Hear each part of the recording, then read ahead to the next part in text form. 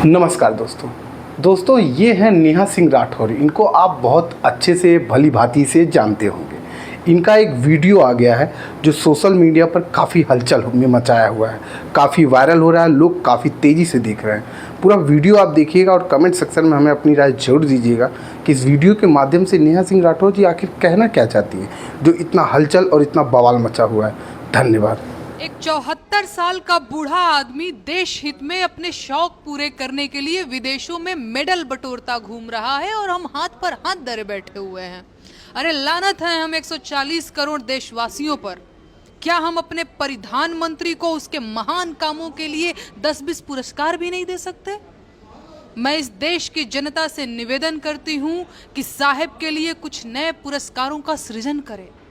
साहब और उनकी पार्टी ने देश से लोकतंत्र के उन्मूलन के लिए कितना प्रयास किया। आलोचना करने वालों पर एफआईआर के अलावा बिहार के करोड़ों लोगों के मताधिकार छीनने का प्रयास लगातार कर ही रहे हैं। क्या हम सभी देशवासी इन प्रयासों के लिए साहब को लोकतंत्र मर्दक की उपाधि से सम्मानित नहीं कर सकते? ये अवार्ड आपको और केचुआ को साथ साथ लेना होगा। मणिपुर सुलगता रह गया और आप विदेशों के चक्कर काटते रहे। बेटियों को नंगी करके उनकी परेड निकाली गई और आप बेटी बचाओ का नारा लगाते रहे, लेकिन आज तक मणिपुर नहीं गए। ऐसे में मणिपुर विनाशक के उपनाम पर आपके अलावा और किसका हक हो सकता है?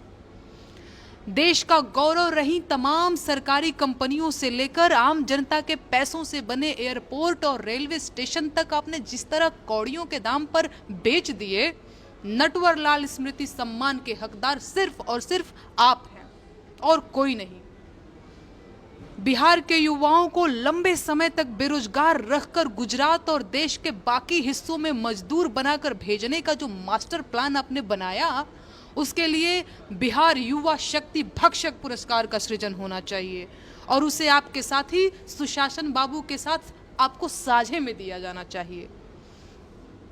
आपके शासन काल में बलात्कारियों का जिस तरह मनोबल बढ़ा और आपकी पार्टी के नेताओं ने जिस तरह के कारनामे किए, बलात्कारी बाबाओं को जिस तरह पेरोल पर रिहाई मिलती रही, उसके लिए बलात्कारी रक्षक पुरस्कार की शुरुआत भी की जानी चाहिए।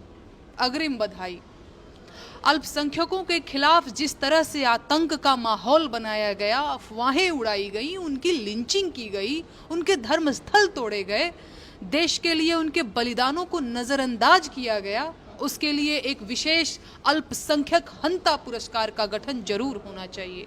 लेकिन ये पुरस्कार आप दोनों को, मतलब समझ रहे हैं ना, आधा आधा बांट कर लेना पड़ेगा। सॉरी। पुल विध्वंसक पुरस्कार पर भी तकरार हो सकती है।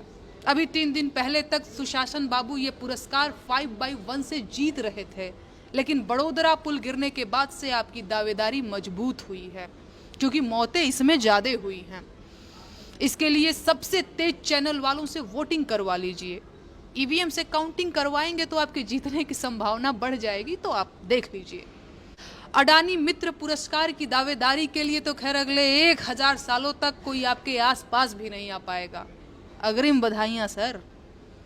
राष्ट्र गरिमा भक्षक पुरस्कार तो आपका है ही, लेकिन सरेंडर रत्न पुरस्कार पर भी आपके अलावा कोई और दावा नहीं कर सकता।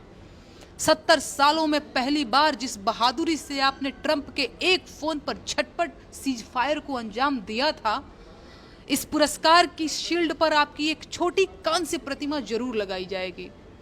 लेकिन भ्रष्टाचारी उद्धारक पुरस्कार आपको और ईडी को साझे में दिया जाएगा।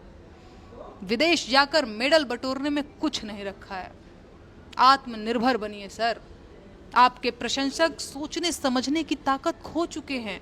उनका दिमाग अब ऑनलाइन सट्टे के अलावा और कहीं नहीं लगता। आपको पुरस्कार पाते देख वो खुशी से झूम उठेंगे, जयकारे लगाएंगे आपके। उनके लिए देश का नंबर 1 होना ही बहुत है, फिर वो चाहे भूखमरी और भ्रष्टाचार में ही नंबर 1 क्यों ना हो। आप कुख्यात हैं या विख्यात, इससे उन्हें फर्क नहीं पड़ता। बस अखबार में आपकी फोटो आनी चाहिए। देश का सम्मान बढ़ा है या अपमान हुआ है, उन्हें इससे कोई लेना देना नहीं है। जंजीरों में बंधे भारतीयों ने अंतर्राष्ट्रीय अखबारों में जगह बनाई, यही बहुत है। आप पुरस्कार लीजिए सर, उपाधियां लीजिए, अखबारों में छपिए सर।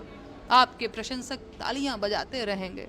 तो दोस्तों आप लोगों को वीडियो कैसा लगा कमेंट बॉक्स में ज़रूर बताएं और वीडियो को लाइक शेयर कमेंट और चैनल को सब्सक्राइब करना ना भूलें।